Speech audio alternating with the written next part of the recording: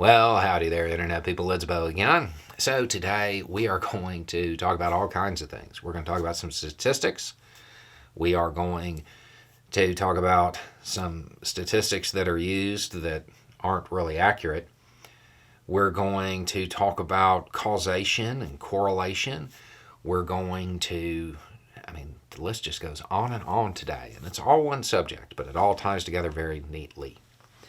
Okay, so we'll start off with the news that prompted all the rest of this. Okay, so it looks like there is going to be a 12% decline in the murder rate this year. 12%. If you don't know, that's huge. That's a pretty big decline. It might be a record. It puts it on par with, say, 1960. Pretty close to that. A little bit more, but pretty close. And it's weird. I imagine there's going to be people who have a hard time believing that because in surveys, it says like 77% of Americans think that crime's going up. But realistically, when you look at the numbers, what you find out is that unless you own a Kia or a Hyundai, car thefts, pretty much everything else is going down. Shows how important media coverage is and how it's covered and the information that is put out and the frequency with which it is put out. It skews people's view of reality. Along those lines, we're going to talk about a different set of statistics. And they surface every so often. I know I've done a video about these stats in the past, but it's been a few years and I just saw them coming up again. And that is that 13% of a certain demographic are responsible for 52% of murders. That's what they say. And the 13%, that demographic, that's black people. That they're responsible for that many murders. And they get this number from the Department of Justice.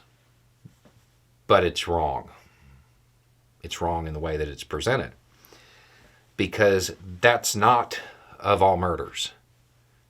If you go look at the statistics, that's of cleared murder cases, solved ones.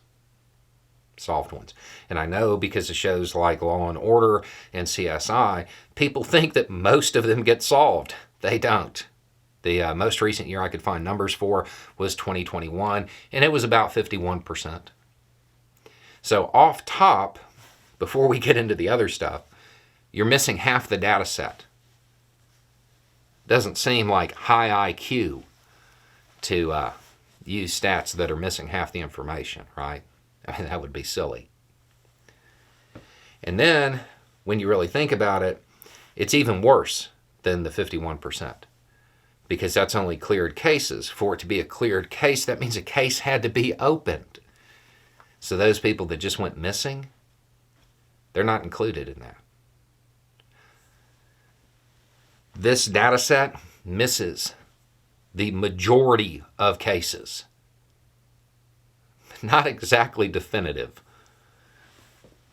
More importantly, it seems like it'd be worth noting that the people who aren't figured into the survey, those who weren't caught, are the ones you would need to worry about, right? And let's be honest, when you're talking about, people just turning up missing, people in small towns that are watching this video, you're snickering, right? Because everybody in every small town knows that one story about that guy who did that thing that was wrong to somebody he shouldn't have done it to, and then he just left town. He was obviously scared old dude was going to catch up with him. Nobody ever hints at the possibility that old dude did. So, these numbers, they're garbage. They're not good stats. The only interesting thing about it, when you actually get down and start going through the information, the real disparity I see is that people with brown eyes are far more likely to commit a murder. It's wild. And if you think that's silly, that's kind of the point. I mean, imagine thinking that pigment would make somebody be more likely to be a killer.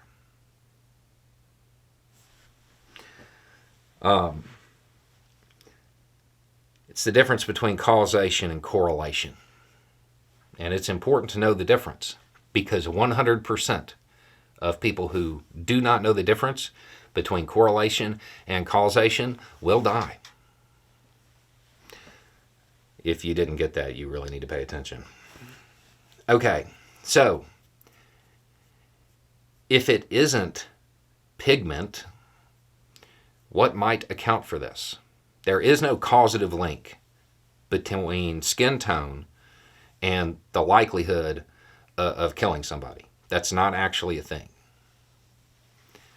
So, you'd have to think about other things. See, what happened was in 2020, there was a giant spike in murder rates. They went up. Ran kind of flat through 2021, and then dropped 2022, and then 2023 again. Big drops. It's weird. So it spiked in 2020. What was happening then? Oh, yeah.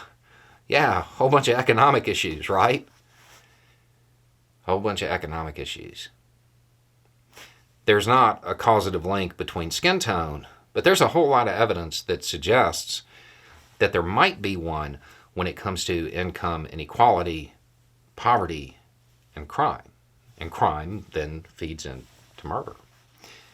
So is there anything that occurred that would have addressed that from 2020 to now? Maybe all that money that the federal government pumped out as COVID relief might have something to do with it. Anyway, it's just a thought. Y'all have a good day.